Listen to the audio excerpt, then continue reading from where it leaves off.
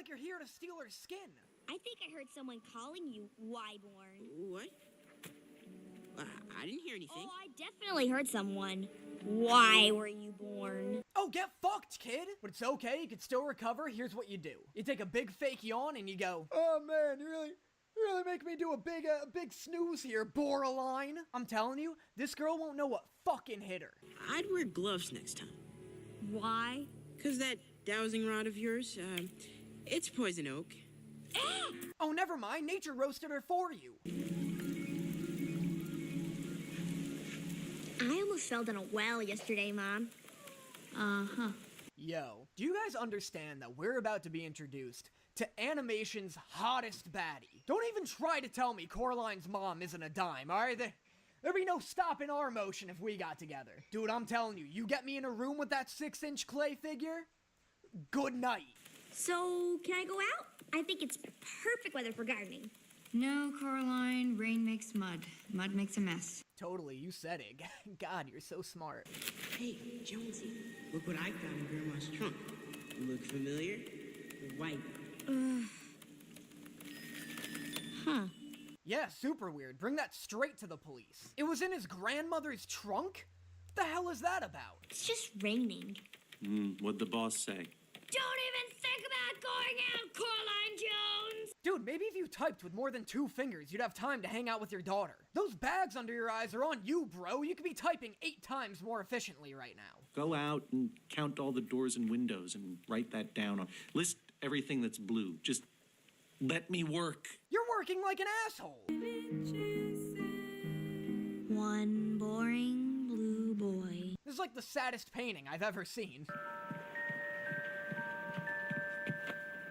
Yo, it's not my fault they gave her an absolute dump truck, right? They must have closed this off when they divided up the house. You're kidding. And why is the door so small? We made a deal. Zip it. Why do you guys hate your child? Why didn't you move on a weekend? Then you wouldn't have to work the second you put your boxes down. I think you are so nice. I give you bowls of porridge and I give you bowls of ice cream. Why don't you ever cook, Mom? Coraline, this guy just wrote you a whole song about the casserole he made you. Give him a fucking break. Don't forget about me, guys. Who is Butt-Chin McFivehead over here? Why does this 13-year-old have a receding hairline? Bitch looks like Willem Dafoe. Huh?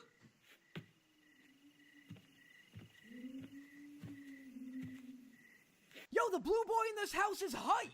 Look at my boy getting his cone on. Mom? What are you doing here in the middle of the night?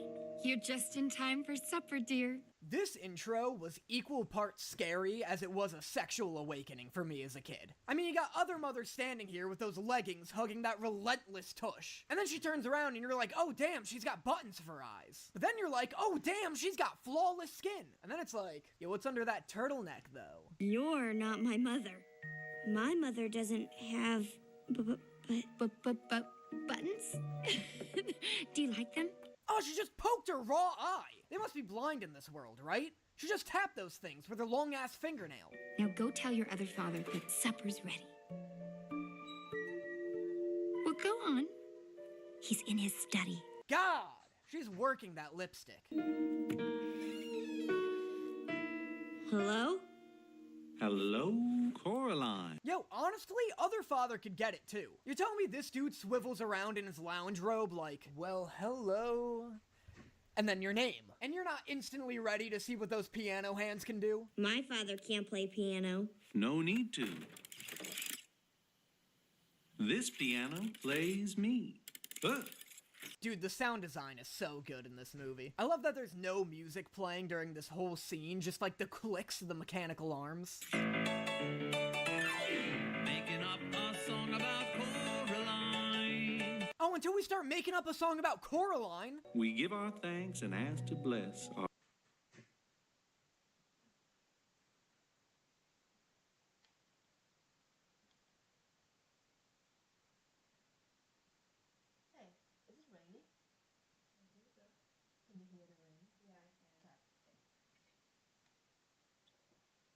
Our mother's golden chicken breast. Hey, listen, I'm fine with this movie being the stuff of nightmares, but I will not have you talking about my wife's breasts like that. Well, here comes the gravy train. Choo choo. I feel like I'd rather you just pass me the gravy. I mean, it's that or wait for JP Morgan to get his slow ass over to my bowl. Another roll? Sweet peas? Corn on the cob. What? God, just let her finish the food, lady! Lady, give her one goddamn second to finish this food. This locomotive just ran a full circuit to drench those potatoes. And for what? What about the mud? We love mud here. Mud facials, mud baths, mud pies. It's great for poison oak. Reel it in, OM. You're coming off a little strong here. I better get home to my other mother. But I'm your other mother. I mean my other mother. Mom number one. Ooh, zing, bitch. Hello, Coraline. Hello. What's shaking, baby? Okay, wow, get that thing out of her room. You guys really want her falling asleep with this 50s jazz musician catcalling her all night? Bobinski. Oh, let's go. Where Bobinski at? Secret. Famous jumping mouth circus not ready. Sergei Alexander Bobinski, you son of a bitch. There's my boy. This dude looks like the ghost of a drowned turnip. This dude looks like a popsicle, couldn't decide where it wanted to grow its pubes. I love this guy. And I am the amazing Bobinski. But you, call me Mr. B. Because amazing, I already know that I am. Ladies, get yourself a Bobinski. Find you a man that knows his worth. The problem is, my new songs go oompa, oompa, but the jumping mice play only toodle toot like that. Those fucking mice, dude. You gotta can their asses. They're playing Toodle Toot at an Oompa Oompa symphony? What kind of amateurs are you working with? Caroline, подожди, wait! No! You got good instincts, Coraline. They'll take you far. Miriam, put the Oh god, I am not ready for these two.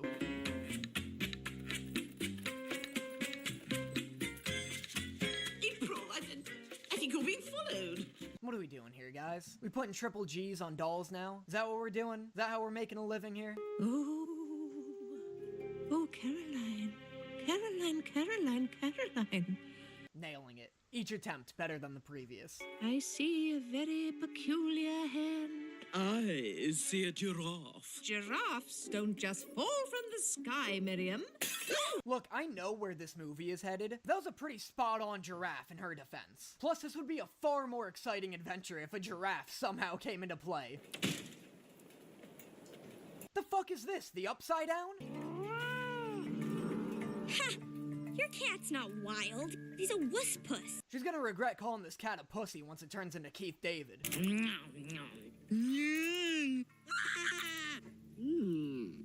Is this the female gaze? This is what my pickup game's been missing my whole life? When they were kids, Grandma's sister disappeared.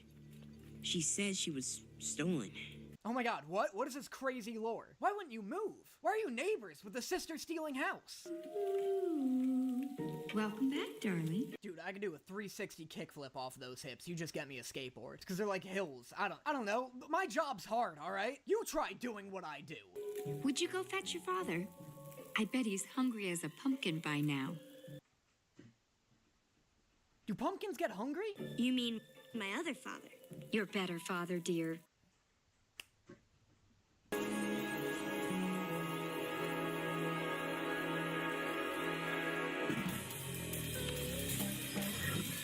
Nothing about this garden is as whimsical as this music thinks it is. The plants chase her up the stairs where she finds her blind not-father riding a praying mantis mech, and I'm pretty sure later the flowers attack her. When I was a kid, this was the first scene where I was like, nope, I'm not dealing with this shit.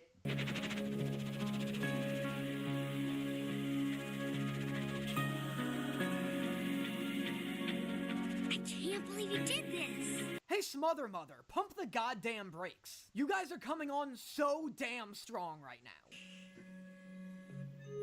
Hello? I thought you'd like him more if he spoke a little less. So I fixed him. Cool. Yeah, that's fucked. Hate that. Hate that. I do not like fixed Wybie. An amazing jumping mouse miracle!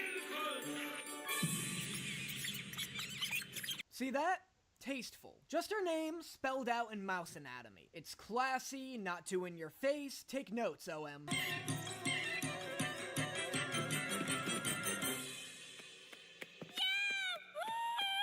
Yo, look at my boy rocking that iconic frostbitten glow everyone's talking about.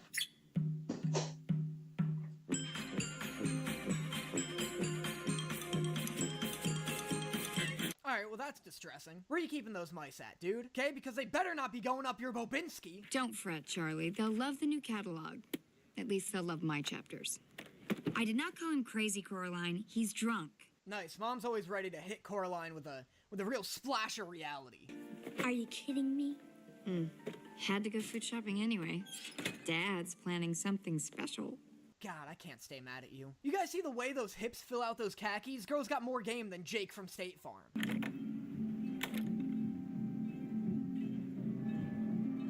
What a pain in the ass it must be to get Coraline's hair to sway every time she turns her head. Working on a stop-motion film has to be the greatest test of willpower any filmmaker can undergo. I have to assume most of the process is just going, ugh.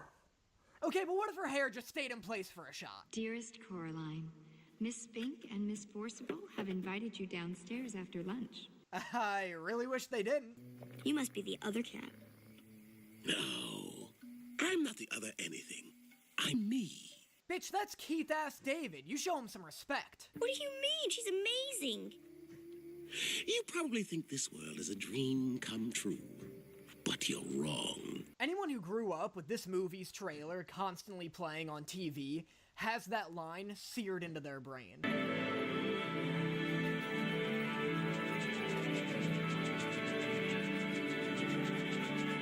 Oh my god, what a nightmare. What an absolute nightmare. I hate their teeth. Can we not do this? I vaguely remember what's about to happen here. What if you just watched the musical Cats instead? What if they just played Cats in its entirety instead of doing what they're about to? She's practically naked. Uh-huh, practically. Oh my god. And hope to lead sailors astray. Dear Neptune, it's worse than I remember. Read the room, lady. Your audience is 40 schnauzers and 2 kids. Why do her boobs jiggle eternally? They don't stop jiggling. This girl's got a Newton's cradle hanging from her chest. This movie gets closer and closer to an R rating with each step she takes. Our lives for the theater, April. Well, don't jump!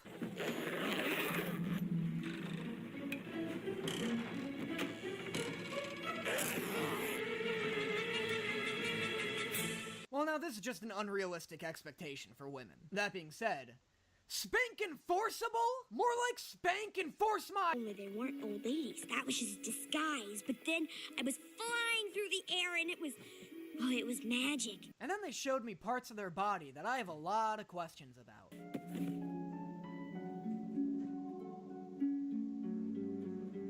Black is traditional. This is such a hard sell. You can't even get a kid to go to the dentist. How are you gonna convince her to have her eyes removed? There now. It's your decision, darling. We only want what's best for you. Maybe if you, like, ran her through the logistics, she might be more open to it. Like, is there an anesthetic? Or are you just, like, going to town in her sockets? Don't you want to play? Yeah, I want a hug in your face. Get a grip, soldier. Oh my god, a giraffe!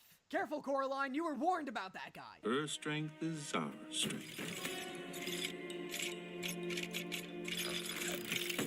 Mustn't talk when Mother's not here. This being animated is the only thing keeping this from being a full-on horror movie. You think they could make this movie with this tone and live action and still sell it to kids? No chance. This is like a Stanley Kubrick film. If you won't even talk to me, I'm gonna find the other Whitey. He'll help me. No point. He pulled a long face, and Mother didn't like it. Why are you doing this? What do you guys gain from making me pee my little pants? Is that the goal here? You guys want to see me piss me little britches? Well, I'm getting out of here. That's what I'm doing.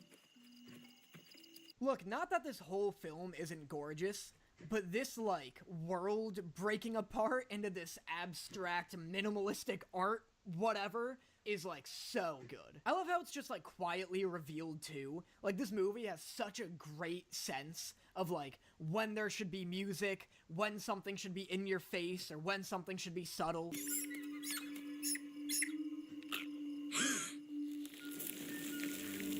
Attaboy, Keith! They say even the proudest spirit can be broken. With love. Yeah, I mean, shucks, you could break me. Like what? They're cocoa beetles from Zanzibar. Ooh, Zanzibar. Don't mind if I... Is that any way to talk to your mother?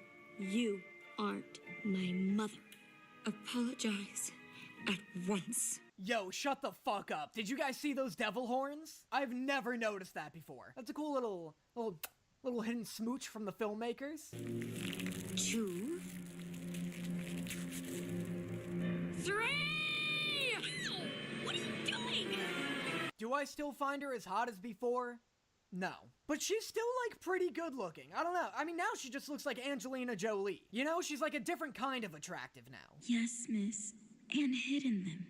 Find our eyes, mistress, and our souls will be freed. I remember this being, like, one of the dumber bits of the movie. I just hate these kids giving Coraline this weird Skyrim quest.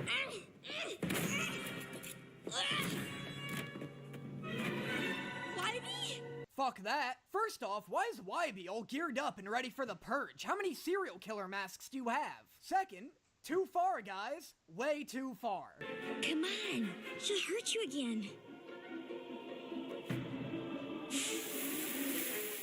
What do you mean he's disintegrating? Somebody help this poor kid. Where's my justice for Wybie? Don't you only make wings for the dead ones? Just looking ahead, dear. Angus hasn't been feeling very well of late. Oh my god, that dog knows. That dog knows exactly what's going on. Guys, like, help me, Coraline. I'm not ready.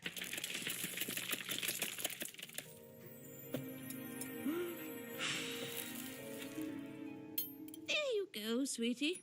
What an insane way for her to get this item. Everything in this movie leading up to this point has been, like, relatively logical within its own rules. And then all of a sudden the writers are just like, and then the old lady, like, bashes the candy and just gives her the fucking thing. But sir, why was it in the can? Because she's gotta get it somehow, and this script isn't gonna write itself by Wednesday, Johnson. You know you're walking right into her trap. I have to go back. I have to go back. Mom! Darling, why would you run away from me? Oh, bamboozled. Perhaps they've grown bored of you and run away to France. They weren't bored of me. You stole them. Oh god, oh geez, here comes Pumpkin Dad. Oh, that's why he's hungry as a pumpkin. Oh, interesting. Interesting, I never knew. Why don't you have your own key? Only one key.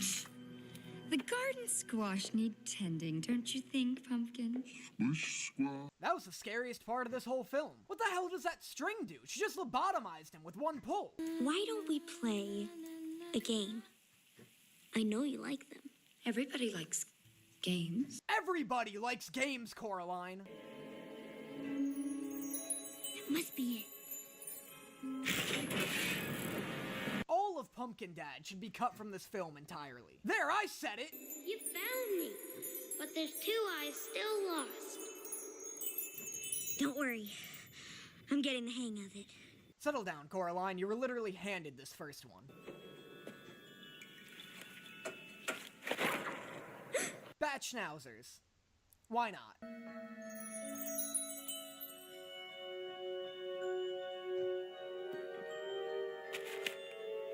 Why are we just reaching into the candy womb like this? What are you doing? This is like an eldritch horror. Coraline wouldn't last a day in Yarnum.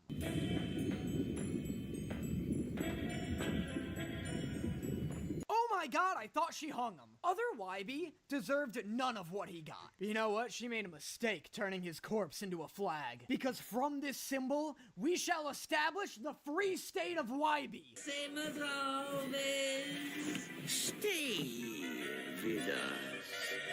Wow, I hate how he just slithered up that rafter. Honestly, Rat Binsky also should get cut. Not because he's boring or doesn't make any sense. I didn't need this in my childhood. I don't understand. Of course you don't understand. You're just a copy she made of the real Mr. B. Not even that. Like, I don't need to see this gross sack of rats come to terms with its own mortality. I just don't need that. So, you're back. And you brought Vermin with you? Still hot. Forever. No, I'm not. I love other cats just like, oh, you crazy bitch! I should have killed you when I had the chance!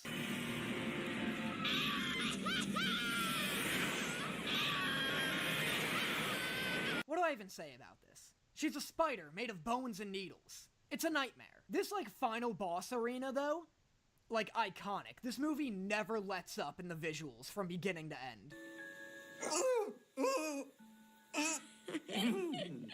What are you doing? Don't put that thing on your face. No wonder it's so horny in the other world. Oh. Hello again.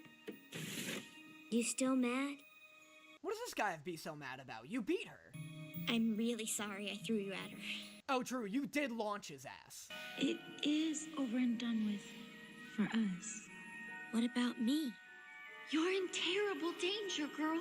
Oh, I remember this. This is stupid. Just end the movie. This is so not a loose end that needs to be tied up. I also, like, kinda hate what the golden kids look like. I don't know, this is such a weird, unnecessary epilogue. How's Angus doing? Oh, much better, dear. But he can't duck his wings forever. Do you want him to die? And that is Coraline. 100% just as scary as I remember it being. It's so good, though. Controversial opinion. No, it's, like, incredible. It's, like, I don't know. I'm trying to think, because it's probably one of the best, if not the best, stop-motion film ever made. I haven't seen Guillermo's Pinocchio, though. I hear that's making some waves. But no, this is just like, I don't know, so much of it. I didn't even include a lot of the stuff, but there's so much great cinematography, great lighting work, and it's like almost all practical, which is great. Leica gets they like clean their stuff up too much in their later movies. Paranorman's like borderline a CGI film. The missing link is fine, but it's like too clean feeling. I love how, like, dirty this looks. It's not entirely smooth, it's not perfectly smooth. When you see her, like, cooking bacon in a pan, the bubbles are marbles, you know, like, it's so good. The water is just like cellophane wrap. It's great. And then on top of that, the tone is perfect. The story's amazing, which is like sort of cheating because it's from Neil Gaiman, but whatever. It's great. Just all of its components come together to make this like perfect movie, except for that weird epilogue I don't love. But yeah, like I said, leave a like on the video if you enjoyed it, check out my page if you're new here, and let me know what other shows or movies you'd like to see me react to in the future. I'm trying to branch out a little into movies. I think it makes for fun one-off videos. And I will see you guys next time. But now I always seem to freeze the things I love the most. The last a little longer when they're covered in frost.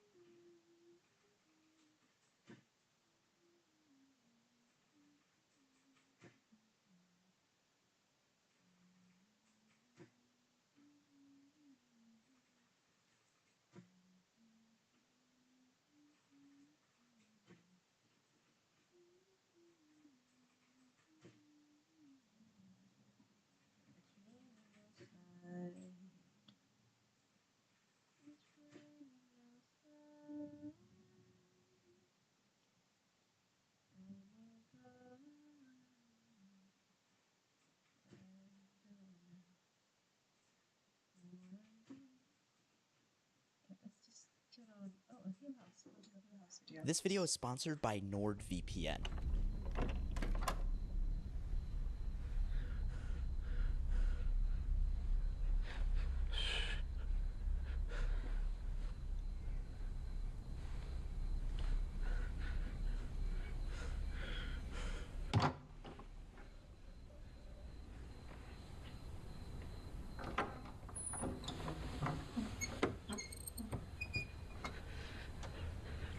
Pop quiz. What does this scene have in common with this one?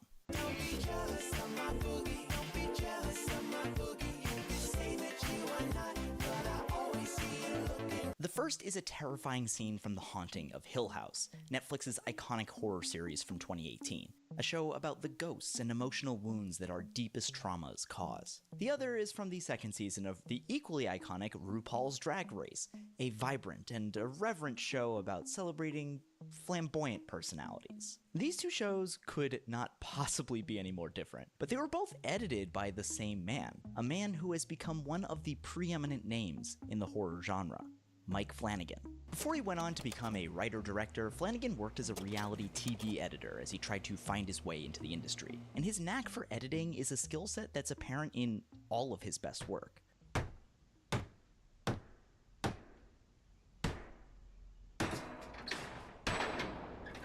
Flanagan has long since left his days of reality TV editing behind, and today is a Netflix institution unto himself, churning out one beloved horror series after another. Haunting of Bly Manor, Midnight Mass, and his most recent Netflix series, The Midnight Club. Netflix.com even has a whole page dedicated to the Flaniverse, breaking down where all his most frequent collaborators have appeared. Personally, I prefer the term Flanagana Bonanza, but it hasn't caught on. You might be surprised to hear me even talk about Mike Flanagan and editing together. Hill House is possibly most famous for its 6th episode, an impossible one-take shot that spans multiple locations and time periods. But Mike Flanagan contains multitudes, clearly. His style is very recognizable even while being made up of all sorts of different things. There's a pretty consistent color palette filled with muted green blues and accented with warm yellow-orange candlelight colors. There are the recurring actors, always recognizable despite being cast in wildly different roles. There are his long, slow zooms that let actors really showcase monologues of dialogue. There's a thematic focus on trauma and grief. There's whatever you call this shot, and there are even nods to his other shows really showcase monologues of dialogue. There's a thematic focus on trauma and grief. There's whatever you call this shot, and there are even nods to his other shows all over his work. I loved Riley. I loved Aaron. They were great. But it's one thing to recognize these aesthetic choices and another to understand how these elements work together. How do Flanagan's themes and tools match each other to amplify the stories he tells? How does his background in editing influence his work and make it stronger? And why does it all work so well for TV?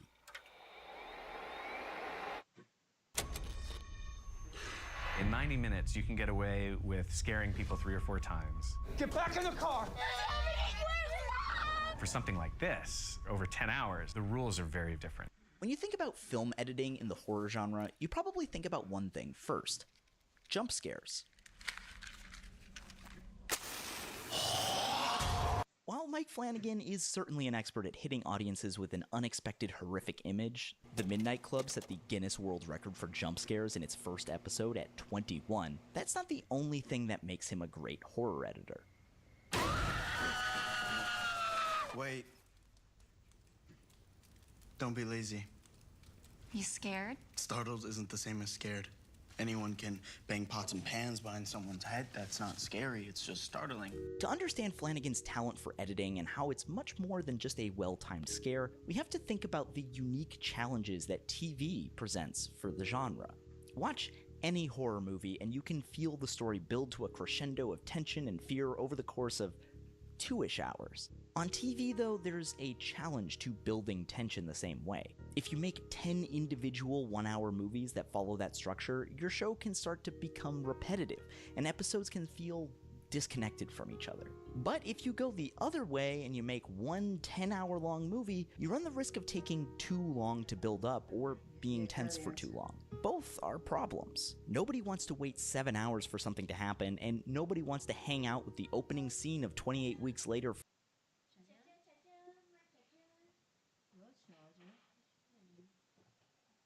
When are you going to bed?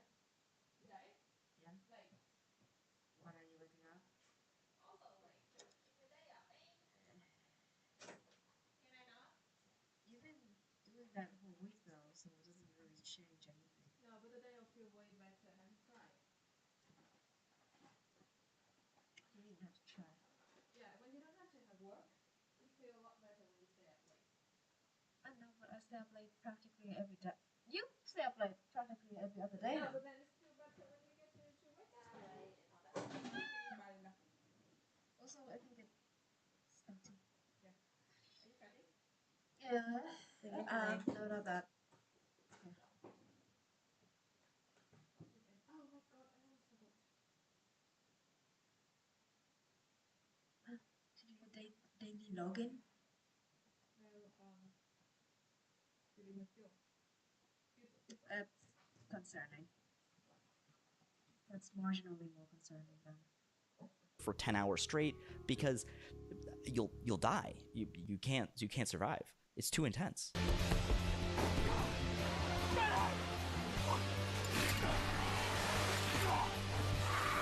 So what do you do on TV? How do you make sure that your premise both doesn't run stale and doesn't burn out too fast? Well, you do what every other TV creator has done since the beginning of time.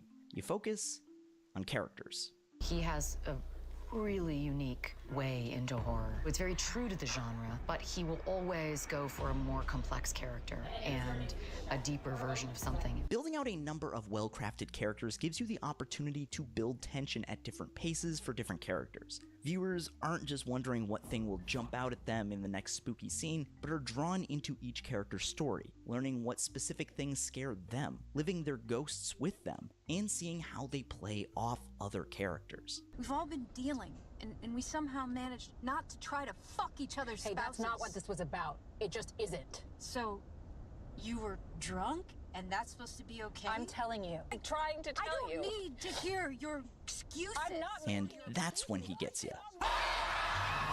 To highlight this difference between TV and film, let's look at Flanagan's 2013 film Oculus and compare it to The Haunting of Hill House. They're actually remarkably similar stories. Both focus on adults looking back at trauma from their childhood. In both stories, the central characters have seen their parents destroyed by ghostly possession, and in both stories, when they try to fight the monsters from their past, they experience a melding of time.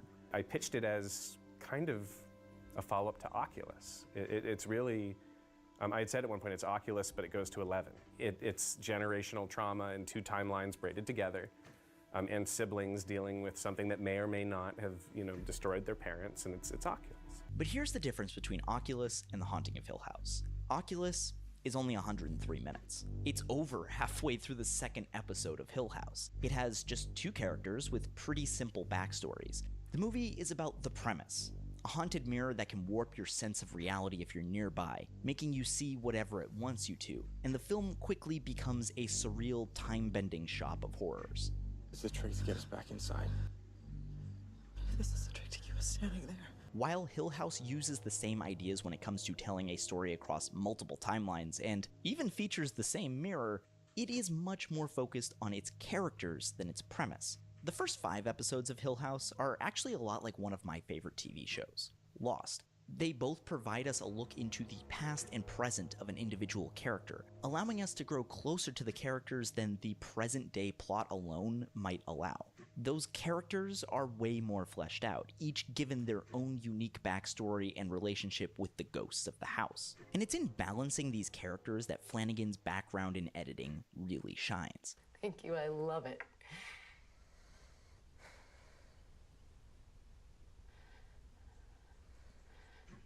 Mom?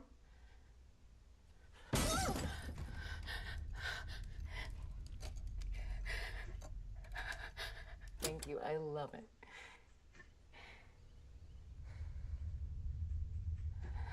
Mom? Mommy? This happens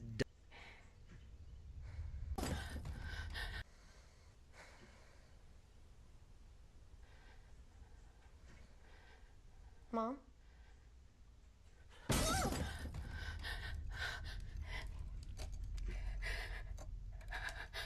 Thank you. I love it.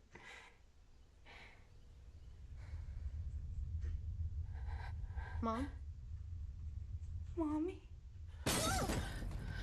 This happens dozens of times in Hill House. Flanagan shows us one character's point of view in a scene, and then sometimes episodes later will reveal the other character's perspective, giving new meaning to their interaction and exploiting the scene for tension from two different directions.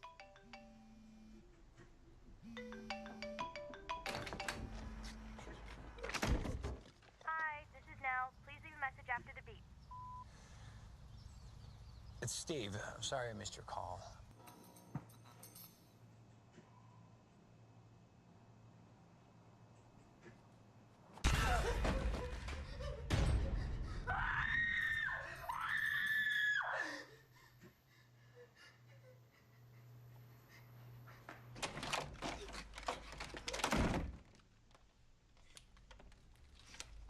The only episode that Flanagan is credited with personally editing in Hill House is the first, although he edited every episode of Midnight Mass and half of Bly Manor. But you can see his eye for editing at work in the way he directs and writes scenes. As he told creativescreenwriting.com, every step I take, and when I sit down to write or when I'm on set coming up with how to approach the scene, I'm only thinking about the edit. It completely affects my shortlisting process and in my scene breakdowns on set. It changes how I deal with actors, because I'm thinking entirely about the edit. One day, we'll wake up and it'll be too late. Stay the fuck out of my business.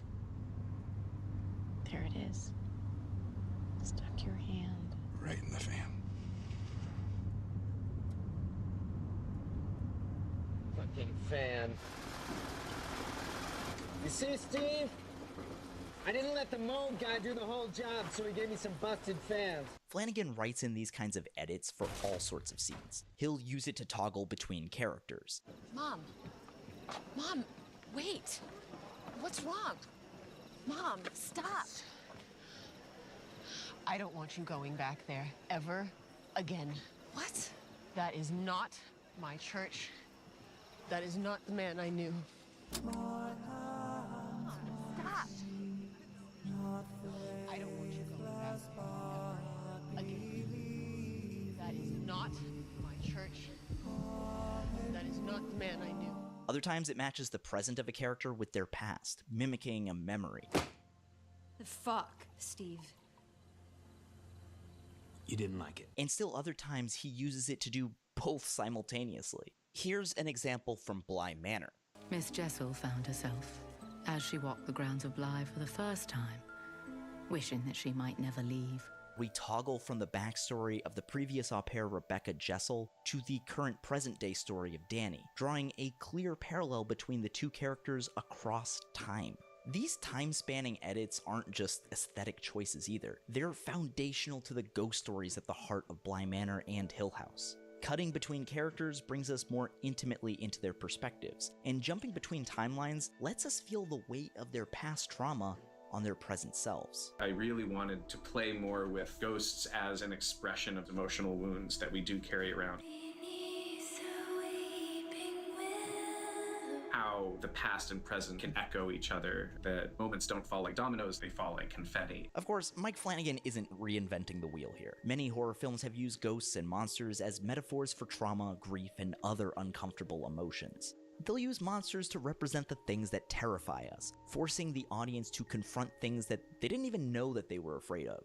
Flanagan is doing that, yes, but in part because of the length of his stories, he can't just present the metaphor. He has to meaningfully grapple with it. It doesn't take much analysis from the audience to figure out what Flanagan characters are haunted by. In fact, it's often made pretty explicitly clear over the course of the series. But that lets the show push deeper. It's not just depicting fears and grief, but also depicting grappling with them in meaningful ways. Ghosts morph over the course of his shows, not just to be confronted and defeated, but also to be accepted and forgiven. Ghosts are guilt. Ghosts are secrets. Ghosts are regrets and failings. Most times. Most times a ghost is a wish. Flanagan's shows never feature a race to destroy some artifact that ties a ghost to the physical plane. His ghosts are rarely banished, instead learned from and sympathized with. This is because ghosts for Flanagan aren't external forces we can run from, but internal sources of shame, guilt, and fear that are a part of us. The result is that his shows have an almost meditative quality to them. Characters are haunted by their trauma, decode that haunting, and then have to confront it in a meaningful way for themselves. Perhaps nowhere is this more apparent than in Midnight Mass. Unlike Hill House, Bly Manor, and The Midnight Club, Midnight Mass isn't really a ghost story in the way we generally think about them. Riley is the only character who's haunted. He's the only one who sees a ghost, the memory of a woman he killed while driving drunk. How was your day? Flanagan has called Midnight Mass his most personal work, drawing not just from his upbringing as an altar boy in a small Catholic town, but also upon his personal fear that before he got sober, he might accidentally kill someone. Back in the days when I drank, there were times where I felt like the consequences weren't going to apply to me. The difference between Riley and so many of us is that he happened to be in that split second in a position where there was a direct and fatal consequence to someone else. And for me, that was always the really scary thing. Midnight Mass is probably considered the least frightening of Flanagan's works, instead being more famous for its long soliloquies about the nature of faith and doubt, written in ways only possible for someone who has profoundly experienced both. See, that's the part I cannot square. Because you're right, there's so much suffering in the world. So much. And then there's this higher power. This higher power who could erase all that pain, just wave his hand and make it all go away, but doesn't? No. No, thank you. Faith and doubt are themselves things that have clearly haunted Flanagan. And like Hill House and Bly Manor, the show is deeply interested in death and pain and how they are inevitable parts of life. Even out of blackness, love rises again. One day at a time is what we've got. It's what everybody's got when you get down to it. Whatever that life is, we bear witness. It's a horror. It doesn't have to be. Faith, like a ghost, is a wish. What scares us most is the unknown. If you want to know why or how God's will shapes the world, brothers and sisters, so do I. I don't have all the answers. Nobody does. What I do have, though, and what God gives us plentifully are mysteries. As adults, we tend to dislike mysteries. We feel uncomfortable not knowing. This is why movie monsters remain hidden for so long, and I think it's also why we're so scared of death. But on Midnight Mass, the only thing more terrifying than not knowing the answers are the people who think they have them. Yeah, that's where religion comes from. That's the whole question. It is. What happens when we die? What the fuck happens? So what do you think? What happens when we die, Riley? I don't know. And I don't trust anyone who tells us they do. While faith is certainly a central tenet of Midnight Mass, the show is also incredibly critical of the hypocrisy it finds at the center of the church. Without giving too much away, a literal reading of the Bible does not provide salvation to the island's inhabitants, even when a literal reading maps pretty well onto exactly what's happening. Instead, the show portrays multiple faiths, multiple interpretations of what happens when we die, from Islam to atheism, without co-signing any of them. It upholds the value of faith in something, so long as you understand that we can never know for sure. And it's in the discomfort between these opposing but valid forces that Flanagan's TV shows really thrive. They're about finding what scares us most, but they're also about embracing that fear. I think it's that wonderful connection between a great love story and a great ghost story. The two are really the same thing, how each of us, when we fall in love, is kind of giving birth to a new ghost, something that's going to follow us for the rest of our lives. It's strange to think of these opposites as the same thing, but it's an idea at work all over Flanagan's shows. Hill House blurs the lines between dreams and reality, between the safety of home and the danger of a haunted house. Bly Manor blurs the lines between love and horror, its scariest moments created by the deepest of loves. Midnight Mass blurs the lines between skepticism and faith, between death and an eternal afterlife. At the center of all of this is what makes Flanagan's horror truly unique, the juxtaposition of deep trauma and optimism. For Flanagan, it's important to look into the eyes of what terrifies you and to try to understand it, to come to terms with it, because running from it is what turns it into a haunting. One of the things that I believe is that our lives are full of ghosts. I think they take a lot of forms, and they can be regrets and memories and shame and grief and guilt and all sorts of things. For an audience, it's about forcing them to look at things that are uncomfortable in the safe space that the genre creates. Some have argued that Flanagan's work isn't exactly horror. Outside of Hill House, it's not always terribly frightening. Some of his adaptations have also drawn criticism for misunderstanding or erasing queer subtexts. Others have felt that his work is a betrayal to the genre it's terribly frightening. Some of his adaptations have also drawn criticism for misunderstanding or erasing queer subtexts. Others have felt that his work is a betrayal to the genre itself. As Vox's Asia Romano writes, horror validates our fears of climate crisis, social meltdown, existential collapse. It reminds us that we're not alone in being afraid, and crucially, it doesn't bother with false comfort. Maybe Flanagan's evolving TV style isn't horror, TM. It isn't nearly as bleak as some of his early films, like Oculus. Perhaps some of that is due to the limitations of the medium. TV is often about happy endings, even for the darkest of shows.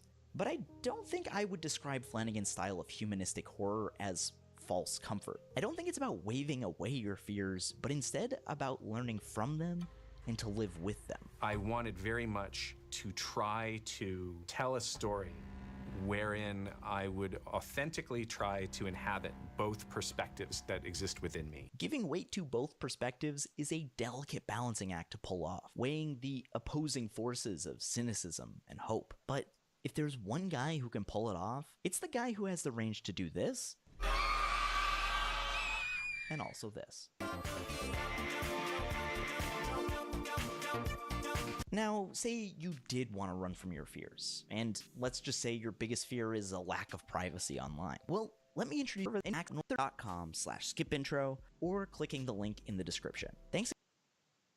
Today's video was sponsored by ExpressVPN. Remember when I said I'd do Hill House in my Bly Manor video and it's been like 10 months? And in my waiting, an entirely new Mike Flanagan show was released, Midnight Mass. And this is the first of his Netflix shows that isn't based on classical literature. It's a religious supernatural horror that falls tonally somewhere in between Hill House and Bly Manor in its execution. It doesn't get as heart-wrenching in the romantic tragedy sense that Bly does, and it's not as overtly frightening as Hill House. But it's probably gonna terrorize some people to their core based on the subject matter. The same way aspects of Bly Manor cut me to my core. Kinda wish I could just talk about Bly again. And while this is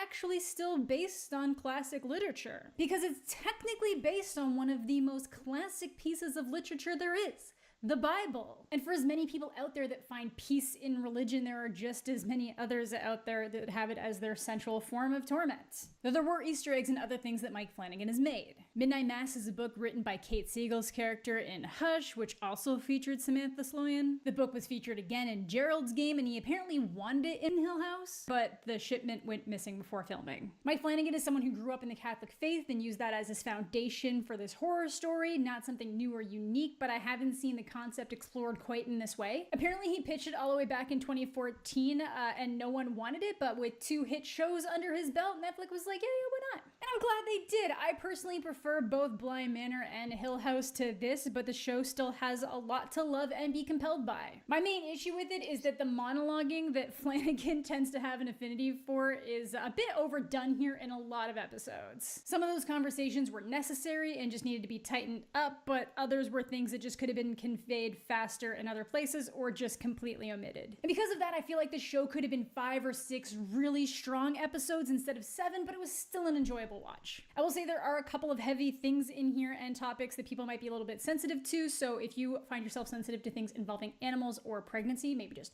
take a quick look into that. But let's hop into the story being wove Spoilers abound, obviously. So each episode is named after something biblical, so we start off with Book 1, Genesis, the birth of it all, and the original sin. And it starts not with a mass, but with a crash. I'm sorry, I couldn't help myself, but basically it sets the tone of the show with a car accident. Lights flashing, paramedics desperately trying to save this young girl, while Riley here is drunk, quivering on the sidewalk, praying. Ask him why he always takes the kids. While the drunk fucks walk away with scratches. And I guess that was a personal fear that Flanagan had for himself that he's exploring through Riley, who goes to prison, and every night he's haunted by the girl he killed's face, flashing like the emergency lights surrounding the crash. 4 years later, he's out and headed to live with his parents on Crockett Island, a fictional town somewhere off Maine, home to a measly 127 people, with boats being their only way to the mainland. This is where Riley used to be the prodigal son, the perfect altar boy, and now he's committed this act that's completely killed any kind of faith he ever had. So the roles have kind of been reversed, where the girl he loved as a teen, who was the heathen runaway, Erin, has also recently returned pregnant and attends church weekly, redeemed. They both went through different life-changing experiences that resulted in vastly different spiritual outcomes. One where Riley is still haunted every night, never seeing the sunrise. But while Riley's younger brother and his friends are waiting for their local pot hookup, someone brings this massive old chest off the ferry, and once it's safely concealed, it knocks back. Ooh, spooky. So the whole plot basically centers on religion, and pretty much anybody who attends church here attends the Catholic Church, which causes some tension with the sheriff, who is Muslim and played by Rahul Kohli. And it's like a small town, you get small town judgments, and even the people who don't attend church make comments or jokes. Later, Sharif. I know a lot of people were really excited to see a more modern representation of a practicing Muslim, especially where it wasn't something that made up their entire character, and I think they did a great job with him. But the faith present on the island is static. They've had the same priest for decades, even though everyone comments that he's losing it from dementia, but they still just guide him through the motions of sermon. And for some reason, they thought it would be a good idea to send him on a pilgrimage where he seemingly gets lost in the desert, which is where we meet Beverly Keene, the holier-than-thouest of them all, and she's terrible. But instead of the priest Monsignor Pruitt returning, a younger priest named Father Paul Hill, the one with the knocking chest, says that he was sent as a temporary replacement while they deal with Pruitt's very serious medical issues. But whatever he brought with him seems to be sinister. While the kids are smoking their pot, something is killing and draining the blood from stray cats on the island. Joe, the town drunk, thinks he hallucinated or had a nightmare about being chased by a giant albatross and then was trying to break into a store. And things keep getting weird when the storm rolls in, and Riley is positive that he is seeing the old priest Pruitt stumbling around on the beach before he disappears into the storm. So pretty typical for a Flanagan horror. We have character trauma at the forefront with something sinister brewing underneath. And sinister it is because dozens of dead cats that have been drained of blood wash up on the beach. So that is pretty much the setup for our story, which brings us to Book 2, Psalms. And Psalms are religious scriptures in the form of sacred songs and hymns. They apparently had a major effect on Christian worship in the way in which it's done, which may seem a little bit absent at the beginning of this episode when they're walking up the beach with dozens of dead cats with massacred necks. But nothing stops the Lord, so they continue their plans for Ash Wednesday celebrations, which is where a major content warning occurs. Bev, who's claiming to use the poison to ward off whatever killed all the cats, actually uses it to poison Joe's dog.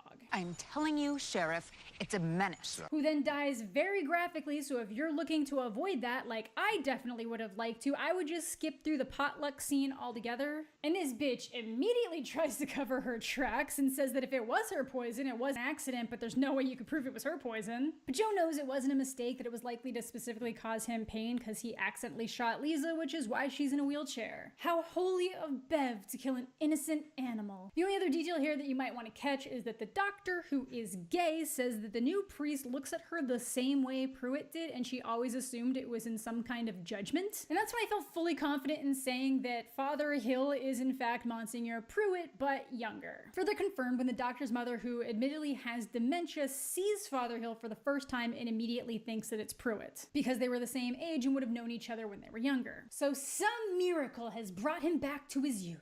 And the miracles keep coming. At Mass, when Father Hill is offering communion, he basically pulls out the biggest trick in the evangelical handbook: faith healing. It's not funny. Lisa. And by golly, it works. But while these miracles are happening, whatever is killing all the cats just upgraded to the local pot dude. And it wasn't because he was a dealer and something's trying to eradicate sinners. It was literally just wrong place, wrong time. Bringing us to Book 3, Proverbs. So Proverbs are short, insightful sayings. In the Bible, they tend to address ethics and unexpected behavior, the meaning of human life. And apparently they were almost left out of the Bible because a lot of them contradict each other. And contradictions of actions, belief, and interpretation of scripture is the central theme to this story. So it cuts back to Lisa walking, but the priest instantly looks unwell and starts coughing up blood, which I took as him getting weak for performing miracles and he has to feed or be fed to sustain it, but not quite. This is also where Bev realizes that he's Pruitt because she notices the newspaper clipping on the wall that were shown in a later episode. Either way, the town starts handing out miracle pamphlets like the days of old and the church is suddenly packed. Like they literally just watched a girl who'd been paralyzed for most of her life start walking again. I get it. They're gonna become militant followers. And this obviously starts creating some conflict with the non-religious or the non-Catholic. The sheriff in particular has issues with Bev trying to teach scripture in public school, as do other parents, and he wants to stress to his son that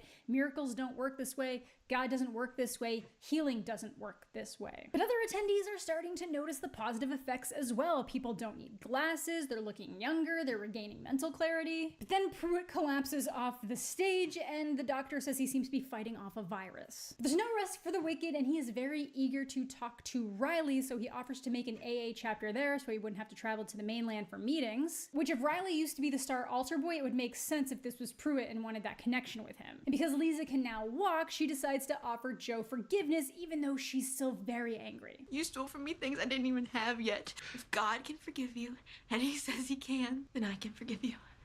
And that enraged forgiveness motivates him to give up alcohol and attend the meetings too. But as the rest of the town is prospering, the father is literally at his lowest. He keels over and dies, then almost immediately pops back to life. So while this episode's been weaving, we were shown the story of what happened to Pruitt while he was on his pilgrimage in the form of a confession. He wandered out into the desert in confusion, got caught up in a sandstorm before stumbling into a cave where a winged creature attacked him to feed on his blood, then fed him his blood in return when he started reading scripture. And he's convinced himself that this is an angel because anytime angels appear in the Bible, people are afraid, and he was afraid, but it's now gifted him with youth and everlasting life. But I think that's what the rest of us would like to call a vampire. An ancient one at that. The word vampire is actually never spoken in the show at all, but Flanagan specifically said that when he was a kid, he asked a question about communion, that if they're eating the body and drinking the blood of Christ to stay alive, doesn't that make them vampires? And I think whatever this creature is realized that he could use him to find some kind of better life and food source than just waiting for animals and travelers to stumble into this tomb. There's no mention of vampires specifically in the Bible, but Proverbs, this episode's namesake, does mention some kind of flying, blood-sucking monster. Forgive me, Lord, for the small lies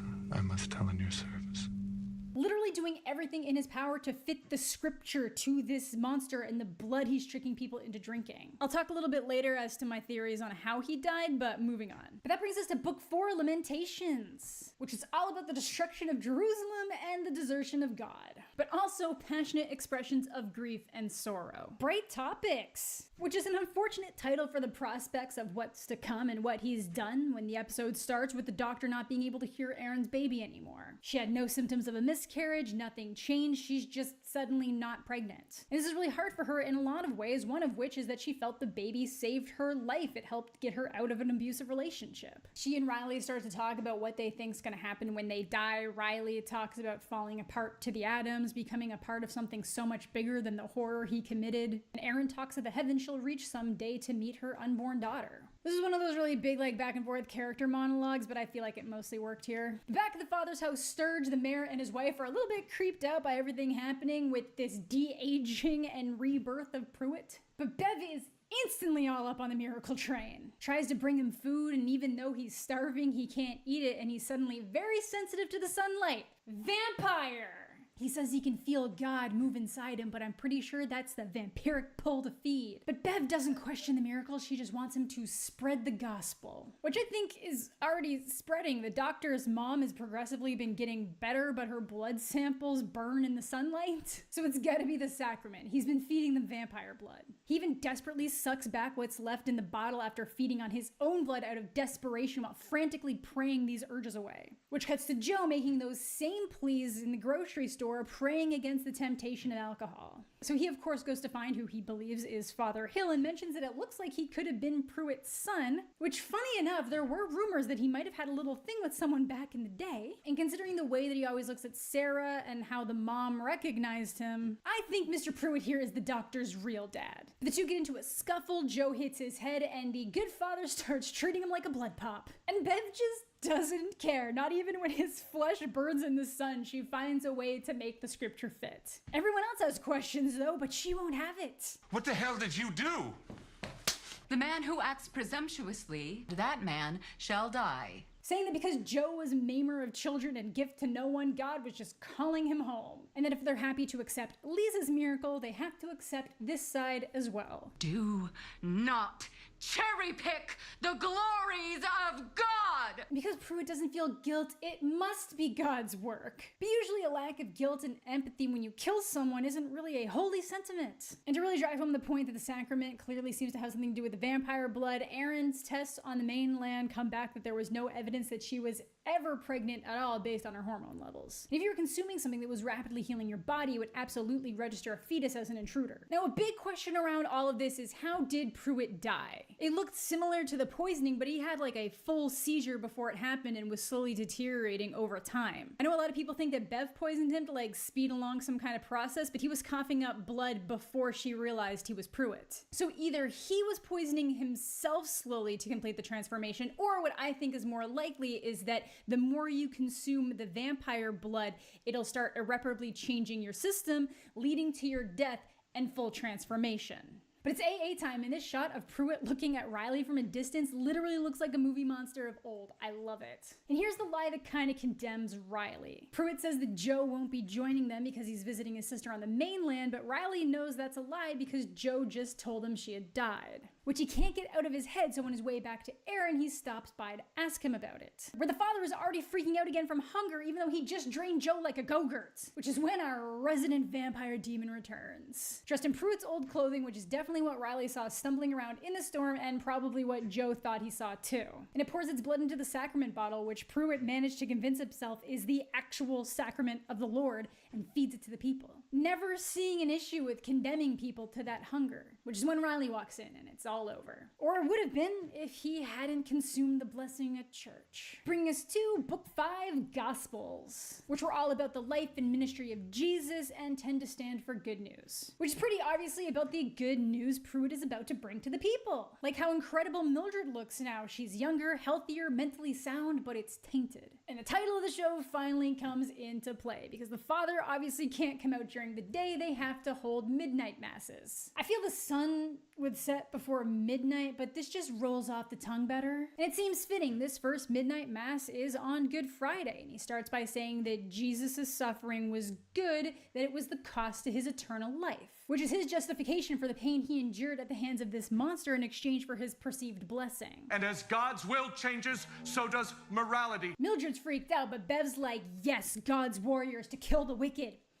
Homosexuals. It's literally just him trying to justify what he did to Joe and what he knows he'll have to continue doing. That God is working through him to create new morality with an army in his name. So they're gonna turn everyone into vampires, pretty sure. Which is when Riley pops back up to explain to Erin what happened to him. He wakes up to the priest saying that death is no longer part of God's plan, but he burns in the sunlight. And then learns that Father Paul is actually Pruitt. How do you know that story? Who are you? You know who I am. Riley's not really on board with this holy mission, or the way that Pruitt justifies murdering Joe as the Lord calling him home. Look, there's a lot of ways to call someone home without sucking out their blood like a juice box. It's hard to justify that this is God's plan when anyone with a pulse can put them into a frenzy. So I wouldn't be surprised if God did want Bev out of the equation. But if you believe that the Lord is working through you with those urges, why would you deny any of them? How much more, then, will the blood of Christ cleanse cleanse our consciences from acts that lead to death. Bev is super eager to twist that gospel into its most literal interpretation, that the flesh and the blood of Jesus, the sacrament, rises people on the final day for eternal life. But that's not Jesus. And the burning flesh stuff is in Revelation, an angel pouring his bowl on the sun that then scorched men with fire. And then that fifth bowl will plunge the world into darkness, which won't be an issue for the blessed. So what I'm hearing is that the Bible is actually making way for vampires to inherit the earth. I'm sorry. Bev's like, you little shit, God is blessing you, now drink that blood. Accept it with serenity and grace. That's not very serene. Literally just flipping one addiction for another. But Pruitt sees Riley as the bearer of good news, that his redemption will be inspiration, but Bev's not so sure. But if he tells people... What of it? How else does gospel spread? And honestly, vampire eyes rock. The glow, the flames in the ocean, the cosmos in the sky, I'd be tempted. But it cuts back to the boat, where he apologizes for what Erin's about to see, but he needed her to believe him so that she can save herself. I love you, Erin Green. I did my best. And the last thing he sees is the girl that he killed. She's not broken, not dead, just as she should be. And he grabs her hand as he finally gets his sunrise, which cuts to horrific screaming as Erin watches him burn to ash. Holy shit, as if she needed more trauma for 1 week. Great scene though. Bringing us to Book 6, Acts of the Apostles, where Bev is now convinced that Riley is essentially Judas, that he may have poisoned the well before denying his blessing, so they need to share everything they have at the Easter village so people don't ruin the miracle. The apostles were those who spread the gospel of the Lord, which is essentially what all these townspeople will be doing. And in one sense, Bev was right. Erin goes right to the doctor to tell her the story, and she doesn't think Erin's insane because all her blood samples have been sparking up in the sunlight. And other than Erin, Riley also left letters for his family, but he also left one for Pruitt. Remember, we are dust, and to dust we shall return. Remember you were dust, and to dust you shall return. Basically saying, you're not special, this isn't God's plan, and you're just gonna burn to ash like I did. And Sarah, being a doctor who believes a disease is being spread at the church, goes to ask the sheriff to investigate, and he's like, you have no proof, and you want me, the Muslim, to investigate a church where people believe that miracles are happening. Fair. And this is where we get a monologue that I feel like the substance is important, but I wish it had been revealed naturally rather than as an information dump in this one moment. Like, yes, please give him a rich character background, but like, we've been through this with the Jamie situation in Bly Manor, don't just dump it. I love reading Coley talk about the role. It's basically like Flanagan took the ideal American hero and mixed it with the post 9/11 villain and then made that the sheriff. So Sarah decides to take the samples to be tested on the mainland. But the ferry's not there, and Sturge is repairing all the other boats on the dock, preventing anyone from leaving the island. Then they start cutting the power and disabling the cell tower. And if the sheriff wasn't struggling enough, his son doesn't pray with them anymore and wants to go to the Easter Vigil because the church is promising to share the miracle with everyone who attends and insists on going. Which is when Pruitt reveals the truth of who he is. Says that he has a way to stop death, but that like Jesus, they all need to make that same sacrifice. Sounding very Jonestown here, and yeah, look at all that poison. They're not even trying to mix it with flavored drink. And to demonstrate this sacrifice they'll all have to make, Sturge is the first of the new disciples to suck back some poison. And of course, everyone is horrified. And instead of, I don't know, arresting anybody, the sheriff just gets up to leave with Ollie. But then there's the angel. Sheriff, please. Ooh, that sound cue. That ain't holy. An angel of the Lord appeared to them, and they were afraid. I don't know, if I was that devout and saw scaled wings, angel is the last thing I'd be thinking. But Sturge pops back up and the church tunes start playing and they start handing out the poison. They have to let their mortal bodies die so the divine body can awaken. So the sheriff gets held down on the ground to watch his son end his life. No, I choose God. Holy shit, did Pureflix get a hand on this show?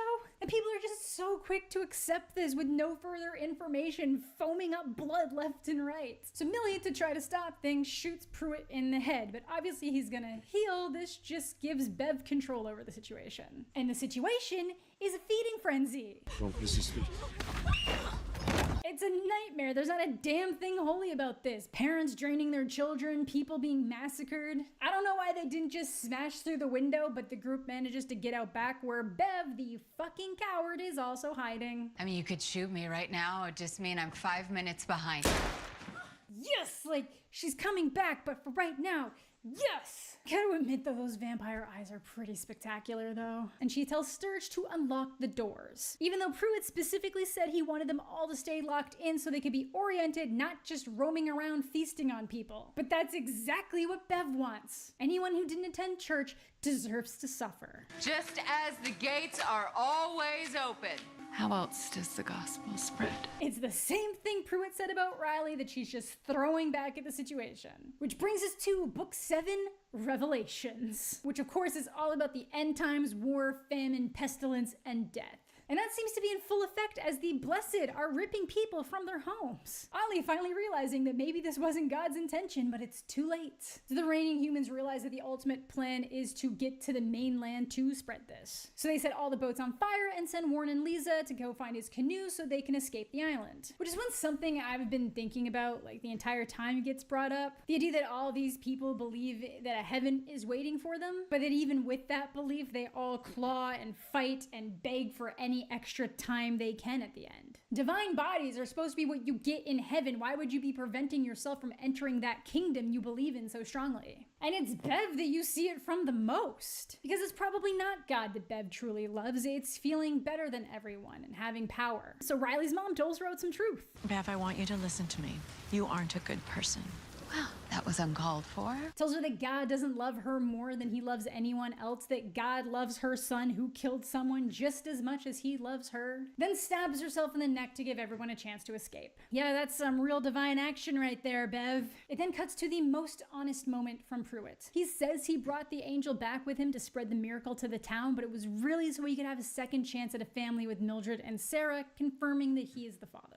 A horrible tragedy fueled by love and regret, the Mike Flanagan way. She grew up and we faded away, and that's how it's supposed to work. But it's all in Bev's hands now. So arrogant that she decides the fire that she set is the sign of revelation and they should burn down every home, leaving only the church and the rec center, claiming that all the sinners will burn as the second death. But you see, I would have interpreted second death as them dying because like they already died once, and then when the sunshine hits, they're gonna ash right up. And the Flynn's fate ties back to how faith can change behavior and how people justify their actions. They tragically end up as vampires, but neither one of them succumb to feeding. And Riley chose to die rather than commit the acts he knew would be expected for that eternal life. Whatever this is, don't change who you are. All those other people think that they're righteous and owed blood, that God willed it. Which is when Pruitt finally realizes the true level of horror he's unleashed as these monsters stumble towards him looking like zombies out of a Romero movie. It's never supposed to be about me.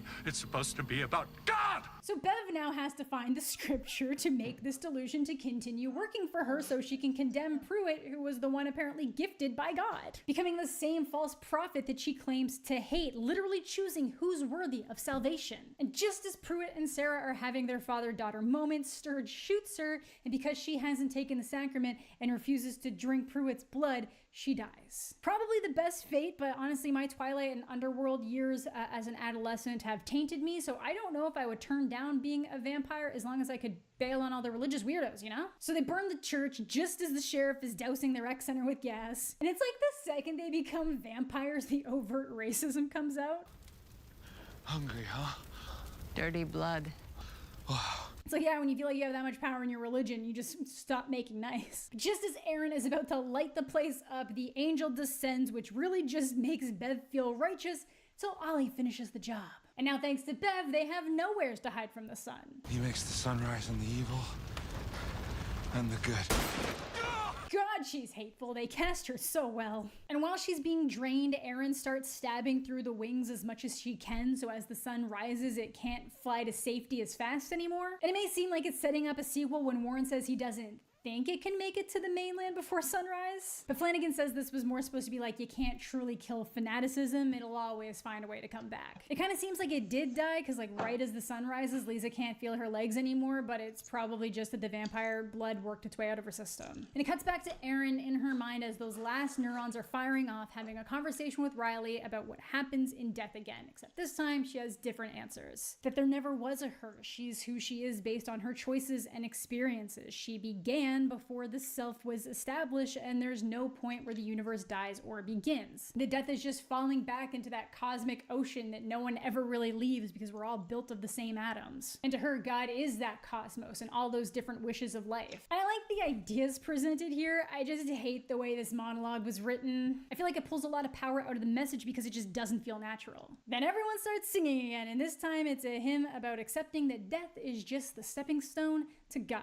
Hassan and Ali pray one more time, and Bev just desperately tries to burrow herself underground to escape this fate, and perhaps escape that judgment that she's been so quick to dole out on everyone else. And it ends, an island on fire, singing cut short, with Warren and Lisa the only two survivors to tell this story of a seeming biblical wrath as the ashes float down around them. And that's the show. I think it did a really good job exploring the hypocrisy and how people wield religion as a weapon, how easy it is to warp scripture to match your needs and absolve you of wrongdoings, even if it's literally murder. And goddamn vampires! I just long for the 5-episode version of this show that's tightened up. You have all those ideas and the horror elements running on high. But that's just me. Let me know what you guys are thinking. Either way, I am very excited to see what project he works on with Netflix next. But speaking of Netflix, do you ever run into an issue where people say they're watching something there, but then it's just not available where you live? Well, with today's sponsor, ExpressVPN, that is a problem no more. By connecting to their fast and secure server locations, ExpressVPN makes your internet think you're in a different location so you can take full advantage of region-locked content. If there's a movie you're dying to watch and it's not available where you live, you just have to hop on over to unogs.com, look up anything you want to see, and it'll tell you exactly which countries it's available in. Like say the religious stuff has you inspired and you want to watch Primal Fear, just hop on Canadian Netflix and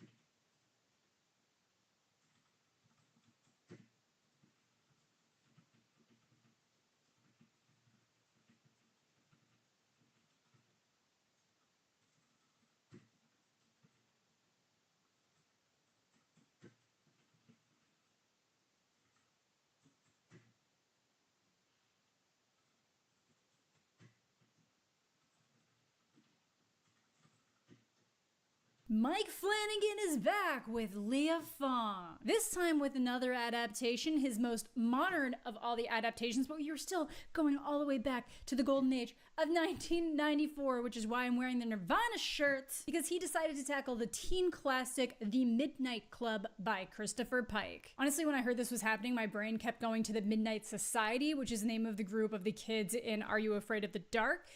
Which is also about a group of kids telling scary stories around a fire. So it's pretty much the same, except they're not terminally ill, because that is the general premise of what we're working with in The Midnight Club. A group of teens with terminal illnesses living in a hospice who sneak out of their rooms at night to tell stories around a roaring fire at midnight, giving glimpses into their souls, their lives, and how they're processing their upcoming deaths and what some of their bigger regrets might be. And it somehow gets more emotional than even that premise would suggest. The story was inspired by a young girl in a cancer ward reaching out to Pike and telling him about her real-life midnight club that would read his stories and asked if he could write about them. Sadly, as fast as he got to work on the story, she still ended up passing away before it could be completed, which is just another layer of tragedy to this story. But the show takes that concept and then just massively expands it. And that expansion is for a couple simple reasons. For one, just to kind of make it a little bit scarier, and the big one, turning it into multiple seasons, which I'm not immediately opposed to. This will be the first time that Flanagan actually takes that approach. Usually all of his shows are like one and dones or just kind of like loosely related in some way. Now, in terms of the changes from the book, other than some of the big ones we'll get into,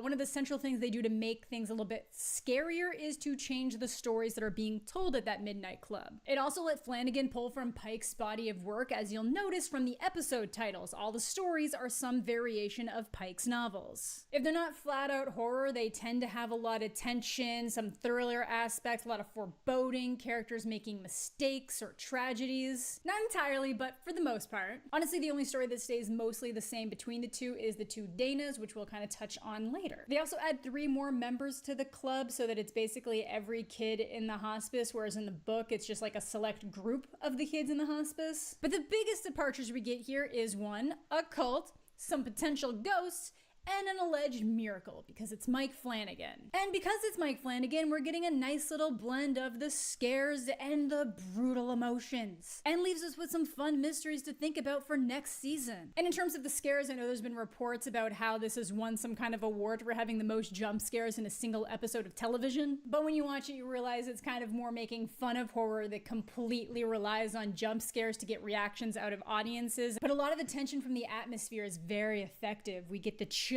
whispers, the rumors of the old cults, the shadows reaching out from the darkness, to the point that you might even be able to hear some of those whispers after you stop watching. Which is why you need today's sponsor, Raycon, to drown those ghosts out. Raycon's everyday earbuds are my go-to for listening to music and audiobooks while running errands, getting in some physical activity, or just doing things around the house. The optimized gel tips keep them firmly in place and more comfortable than ever. One of my favorite features is being able to jump through 3 different sound profiles simply by holding down the left earbud for 3 seconds. I use Pure for audiobooks, Balance for most music and movies, and then that sweet bass for when I really need the deep beats in my soul. With 8 hours of playtime, a 32-hour battery life, and a compact fit in a variety of colors, Raycon are guaranteed to have the perfect pair for you, and as they would like me to remind you, start at about half the price of other premium audio brands. So if you want to find out why Raycon have so many 5-star reviews, make sure to head on over to buyraycon.com/Jedi to save 15% off your order, or click the link in the description below. So let's jump into the show and how it built itself out. Like the book, the show takes place in 1994. Pre-smartphone, internet just starting to be a thing, chat rooms in their infancy. If anything, the show overuses computers, but that's fine. Our central character is Ilonka, a young girl diagnosed with thyroid cancer and quickly escalates to a terminal diagnosis, which would be tragic for anyone at that age, but particularly Ilonka. She was graduating early, supposed to be attending Stanford for university, a triumph after losing her mother at such a young age. So as anyone in her position might do, she found herself looking up ways to survive, which is when she comes across the story of a medical mystery, a girl with the same cancer as her who went to a hospice called Brightcliff and miraculously healed. So she decides she needs to go to Brightcliff, obviously doesn't tell her adoptive dad that she's going in search of a miracle cure, just plays it off as wanting to pass on her own terms. But when she arrives, she sees a boy listening to music, someone she's positive she's met before, someone that we saw her envision when she realized she was sick. And he's positive he's met her too, except they went to school in different states. Fans of the book will know what this means, but the show hasn't fully gone down that route, so I'm interested to see how they end up addressing it. But the second Ilonka walks into the hospice, this converted mansion, she sees a witchy-looking old woman with black around her eyes and cataracts, similar to the old man she saw back at the party when she first realizes she's sick. And that's where the layers really start piling in. She'll regularly have dreams and hallucinations of this woman, see this man in mirrors, and on top of that, there's multiple accounts of patients mentioning shadows reaching out at them as they're approaching death. The girl who used to have Ilonka's bed even turned to witchcraft to try and protect herself from these shadows. But as mentioned, Brightcliff has a little bit of a dark history. After being built by an oil baron in 1901, it housed a cult called the Paragon in the 40s before Dr. Stanton ended up buying it. Cult trauma, cult trauma, cult trauma, but not yet. One of the other major changes from the book is that our kindly Dr. White has been changed to our Dr. Stanton, similar in their missions and histories of losing a child, but different in execution. In terms of the other staff, we have nurse practitioner Mark, who we know is cool because they gave him Jordans to wear with his scrubs. Though because I get unusually into sneaker tube like twice a year, I was fairly certain that these shoes didn't exist in 1994 in this colorway, and I seem to be correct. They appear to be a Jordan 1 mid-Chicago black toe from 2020. So explain, Mr. Flanagan! My immersion is completely lost. I'm joking, it obviously doesn't matter at all, and as much as I say I'm into this, I still just end up wearing the same checkered Vans all the time. There's also this kind old janitor who just leaves them with these wise sayings following a death, like not being able to take anything with you when you die, which is also what's so important about these stories that they're telling to each other. That's what they get to leave behind. But then in terms of our Midnight Club members, there's obviously Alanka, our lead. On top of being at Bright Cliff to find a cure for her illness, she's also obsessed with different types of herbs and teas to try to kick herself into remission. The main point here being that she hasn't fully accepted her death. She's not here to pass on peacefully. She even still keeps up with her college syllabus because she assumes she'll be going to school soon. Kevin, the former all-star runner, pride of his family, trying so hard to stay perfect so he can leave them with nothing but positive memories. He and Alanka start forming a very strong bond of this like perceived familiarity, but he has a girlfriend that he neglects to mention. And your sister is way prettier. Oh man, I'm so stupid. Yikes! Anya is Alanka's roommate. She can be bitter and come across as cruel, but she's absolutely a fierce friend. Spence is a young gay man who has contracted AIDS. In the book, he wanted to keep it concealed because of the stigma that existed for teens in the 90s, and that definitely still applies today in a lot of areas. The show bypasses that entirely. He's very open about his sexuality, and the show uses that to make sure it can disappear. Is way prettier. Oh man, I'm so stupid. Yikes! Anya is Alanka's roommate. She can be bitter and come across as cruel, but she's absolutely a fierce friend. Spence is a young pass on peacefully. She even still keeps up with her college syllabus because she assumes she'll be going to school soon. Kevin, the former all-star runner, pride of his family, trying so hard to stay perfect so he can leave them with nothing but positive memories. He and Alanka start forming a very strong bond of this like perceived familiarity, but he has a girlfriend that he neglects to mention. And your sister is way prettier. Oh man, I'm so stupid. Yikes! Anya is Alanka's roommate. She can be bitter and come across as cruel, but she's absolutely a fierce friend. Spence is a young gay man who has contracted AIDS. In the book, he wanted to keep it concealed because of the stigma that existed for teens in the 90s, and that definitely still applies today in a lot of areas. The show bypasses that entirely. He's very open about his sexuality, and the show uses that to make sure it can dispel some misconceptions about AIDS. Now, the added dynamic to his story is that his mom has essentially been refusing to speak to him since he came out because of her religious beliefs. In the book, his specific guilt is linked to the fact that he believes he's the one who got his boyfriend sick and why he died. And the show ends up reversing this. Instead of feeling guilt of something he might have done, he feels forgiveness for the person who gave it to him. And lastly, from the original book crew is Sandra, the religious one of the group. In the book, she's the only one who never tells a story, which is important, but we'll get to that. Apparently, all she does here is tell angel porn, as they like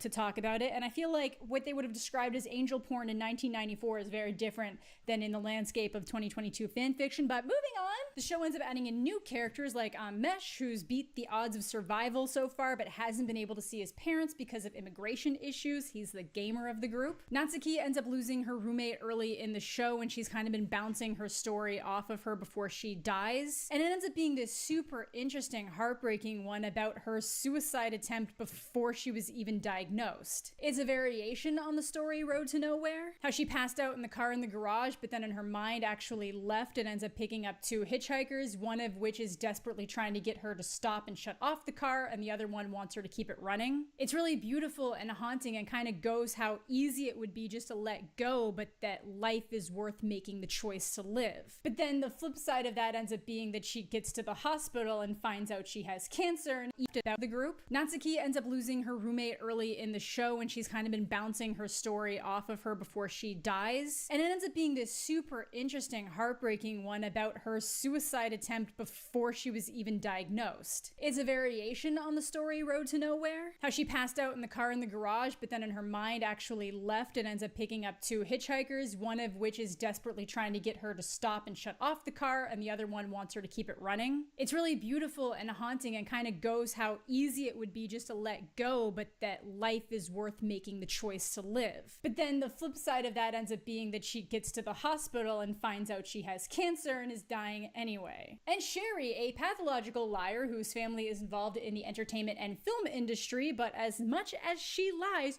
she has a heart of gold. She's constantly going out of her way to do things for the people around her just because she can, like getting Ilonka a proper wig made and making sure that Mesh gets a chance to play a PlayStation 1 before he dies. Now in the show, she's the one who never tells a story, and I feel like it's because she tells so many stories on a daily basis that it just kind of there's no reason for her to do it at the club. Which brings us to the Midnight Club itself. And even though they can tell any type of story they want, more often than not, they end up being scary or ghost stories. They essentially make new ghosts because that's all they really are. But it ends up being a lot deeper than that. The more it seems like they're approaching death, the more the stories seem to be leaving pieces of themselves behind. Which kind of leads into the other part of the pact. Whoever dies first has to reach out and send a sign to prove the afterlife to the people left behind. Another big change from the book is that they had started the group amongst themselves, but in the show, this is something that's been passed on from generation to generation. Every time a new patient gets brought in, they find out about the club,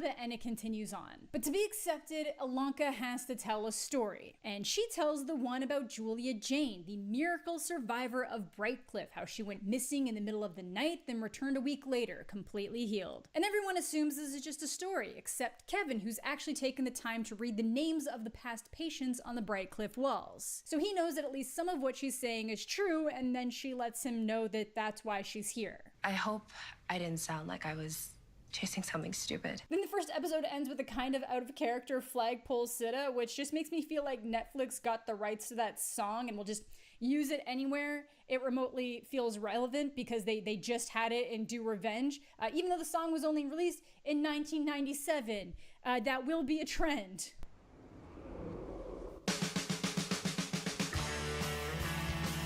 So in Ilonka's first one-on-one with Dr. Stanton, she asks about Julia and the Paragon cult, and both topics seem to make her nervous. She claims not to remember Julia at first, which is very odd because you'd think that if someone ended up miraculously cured from a terminal illness in your hospice after disappearing for a week, she might be a little bit memorable. Keep in mind that she is the creator and owner of this hospice, not just a new employee, and flat out denies knowing anything about the cult, which was apparently well documented enough that Ilonka could find information about it on the 1994 World Wide Web. So clearly all of this is a lie and these topics are very much bothering her. So when Ilonka ends up side collecting river water that apparently has healing properties and this chick rocks up, I, for one, assumed it was Julia based on how passive-aggressive she seemed to be about Stanton, and two, I don't trust her because she was this chick a year ago. This chick and any kind of cult do not mix. I'm sorry, Flanagan, I'm onto you. Ilonka will continue to run into this girl who goes by Shasta throughout the series. She finds out that she runs this holistic company that she likes called Good Humor, which is a play on the 4 Greek humors, which they believed linked to like all ailments a person could have, and says that the Paragon was also dedicated to healing, they just went about things a little too extreme. You know,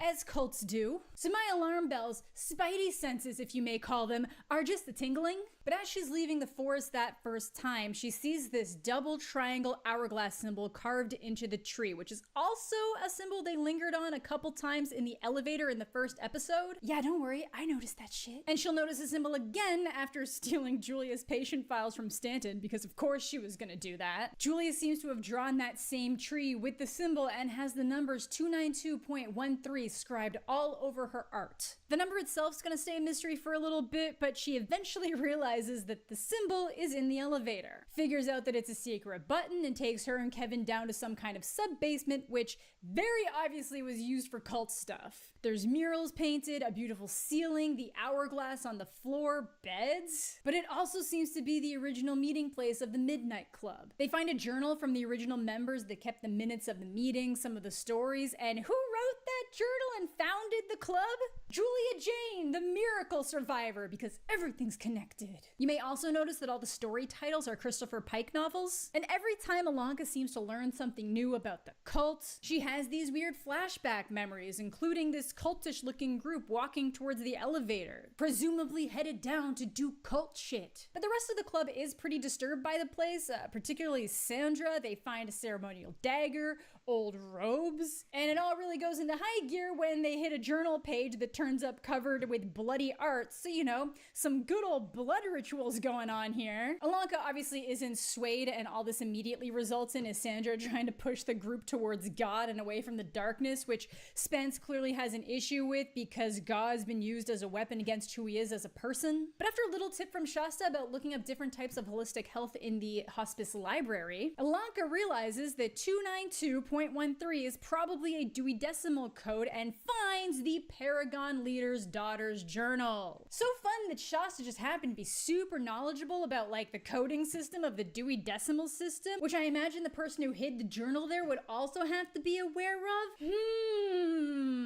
But the journal reveals that the founder of the Paragon essentially became obsessed with Greek culture for alternative healing, specifically the 5 sisters, Asiso, Panacea, Hygeia, Iaso, and Aglaia. Regina, the founder, took on the role of Asiso and then designated 4 sisters and eventually escalated to blood sacrifice to achieve her healing. But I guess she just didn't feel like this was working or like the right kind of offering for the Greek gods, so she decided to escalate to human sacrifice, aka poisoning the sisters. And I don't even think she was sick. I think she just wanted to live longer. Thankfully, her daughter alerted the cops and the cult was shut down. I guess her excuse of, oh my god, I don't know what happened. I thought it was just tea worked though, so she's just out there somewhere. So Ilonka realizes that some version of this ritual must have been used to save Julia Jane. And instead of being turned off by, you know, the murder requirements, Ilonka just tries to convince everyone to take part. And wouldn't you know it, Shasta seems to know exactly what to do, which is when Ilonka notices that she has the hourglass tattooed on her wrist. And instead of immediately just shutting her down and being like, oh shit, you actually believe what the Paragon says, she believes the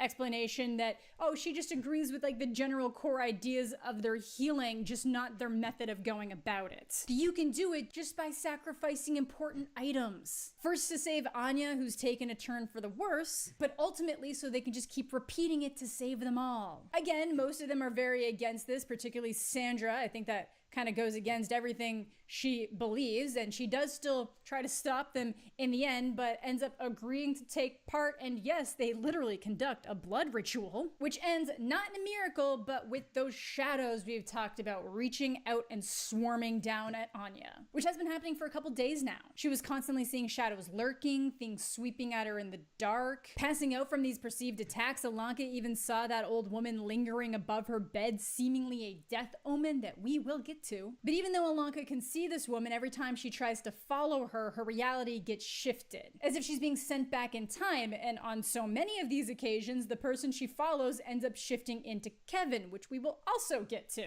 At one point later, it's revealed that he's been like sleepwalking and always ends back up in that sub-basement and even starts sleeping in some of the beds. But before the ritual, Anya tells her real story to Ilonka, how she started rebelling after her parents moved to America to give her a chance at a dance scholarship. She started partying, sneaking out of the house, and the one time her parents noticed and went looking for her, they got in a car accident and died. How she got hooked on drugs and pushed her best friend away for trying to help her, which is very similar to the story she told in the Midnight Club, the two Danas. A story of the devil offering to duplicate her, one to be perfect and one to have fun. Both halves would feel everything and she'd never have to disappoint the people around her. But of course, this isn't sustainable. You can't maintain two distinct lives when you're sharing everything inside. And again, it ultimately resulted in her pushing away the people that she loved and becoming a shell of the person she used to be. And it makes a special note to point out that, like in the story, Anya had this ballerina figure that her friend Rhett gave her that she ends up throwing at him the last time he tried to help her, which breaks one of its legs and ends up being the same leg she loses in real life. So she thinks that the cancer and losing her legs is some kind of retribution against the mistakes she made, against the rebelling, against hurting the people she loves, which obviously isn't true, but she's internalized it. I don't want to tell you that.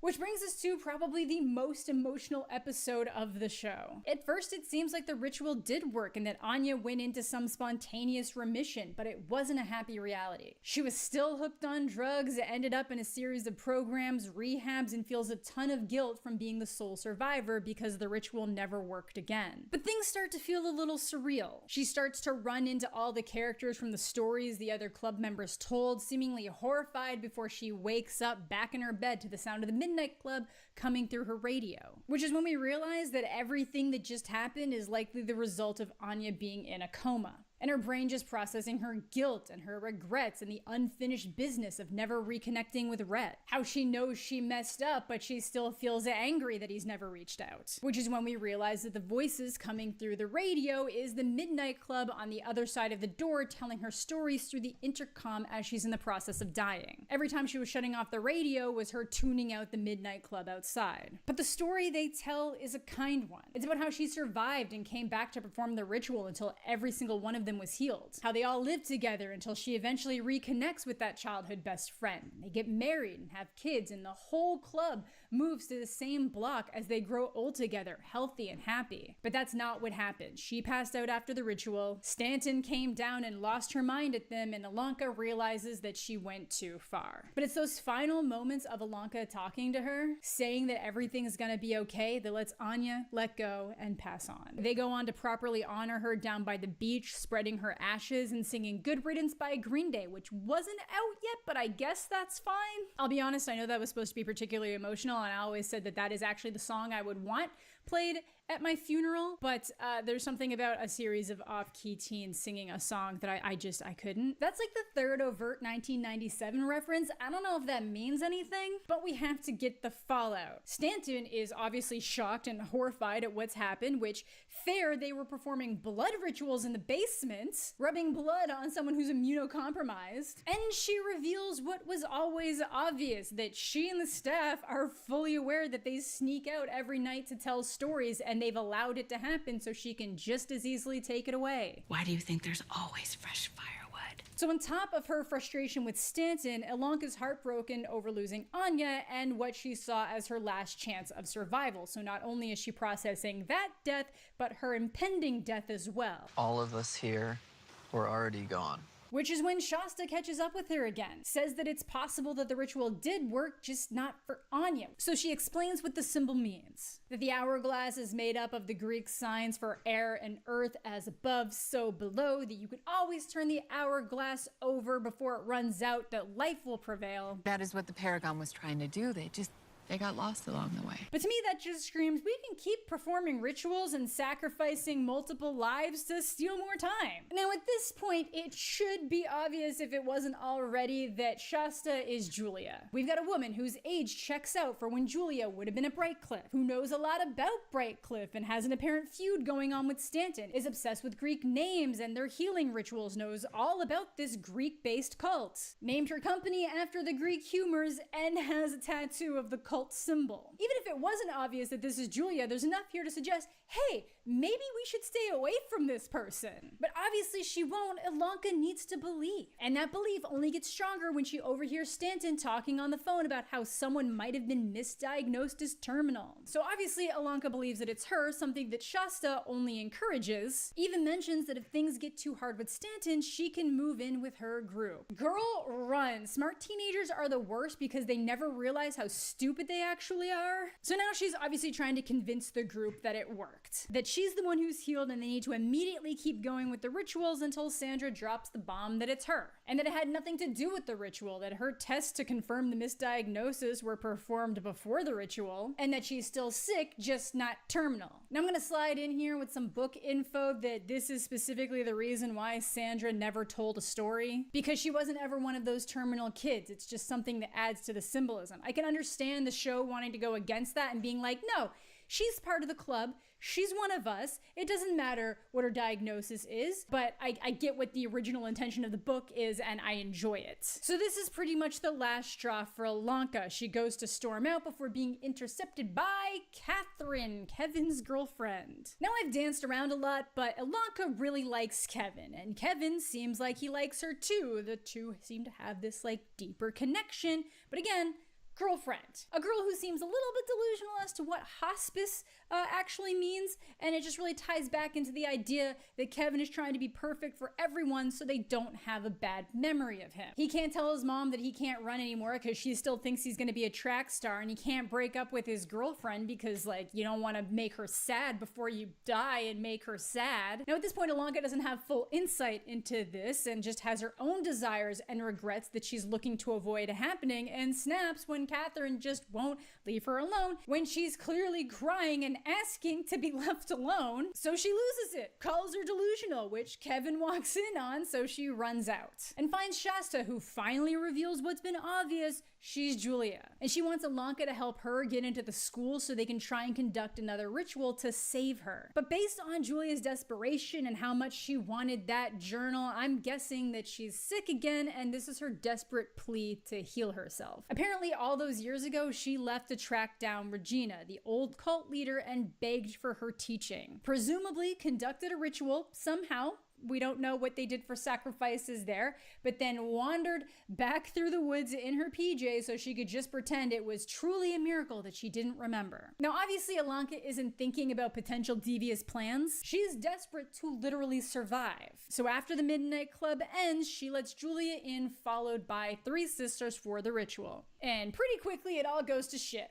First off, they are clearly setting up Julia to be the one healed, not Ilonka. It becomes very obvious that she plans to poison them all, and Ilonka almost falls for it until Stanton comes in and the sisters start puking up a storm from poisoning. So yeah, you might have messed up in life, but I bet you haven't messed up to the tune of accidentally orchestrating a death cult in your basement. Or maybe you have, I don't know your life. So by the end, it seems like Julia didn't have a miracle at all. She beat it. She got better. There's something here. There isn't. She's no different than Sandra. She was just lucky and actually had a misdiagnosis, but now she's just so desperate to try and recreate that same miracle that she thought she experienced all those years ago. However, it's pretty clear that something more is happening, whether it is actually some kind of like magic healing from the cult offerings or some completely unrelated ghosty activity. But Julia manages to escape because Stanton is distracted trying to save the disciples. So now we're winding into our conclusion. The shadows seem to be coming for Amesh next, which seems like a good enough time to explain what might be happening there. During one of the last meetings of the Midnight Club, they start talking about the shadows Anya said Rachel saw before her death and how she was seeing them too. And Ilonka and Kevin mention the old lady and the old man, which is when Natsuki starts talking about a story that her mother told her about Toshino Taburuhito, or Eater of Years. That doesn't seem to be something that actually exists unless it translates out to something different, but it's kind of like a Death Note type thing. It's apparently an entity that takes the form of an old lady that hangs around where people are dying so it can eat the years they would have had left. So a hospice for teenagers would be pretty ideal, like a buffet. And while I don't think that fully explains what's happening with the old man and lady, it definitely seems like part of it. One of the times that Ilonka gets jump scared by the old lady, she just talks about how hungry she is, and at one point she's like looming over Anya's almost dying body. Sweetheart, I'm hungry.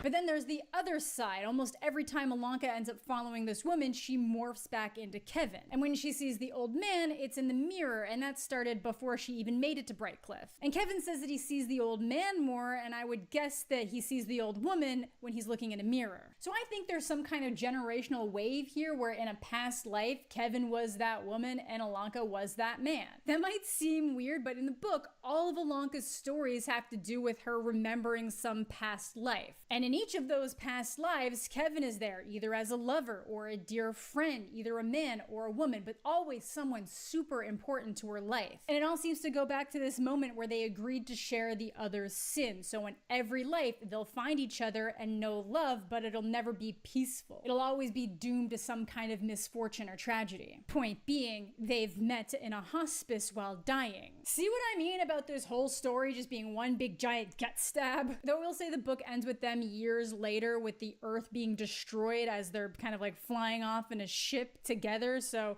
it seems hopeful. Oh, to add more to the brutality of the book, I forgot to mention that Anya doesn't just kind of like pass of her own accord. She's in such extreme pain that she asks Spence to smother her to give her back dignity in her death, which he sees as a chance to give back the dignity he feels he took from potentially getting his boyfriend sick. Brutal! I will touch more on my thoughts and theories about the old couple at the end, but speaking of Anya, her childhood friend Rhett shows up because he saw the obituary. Ilonka lets him know how much she thought about him till the very end.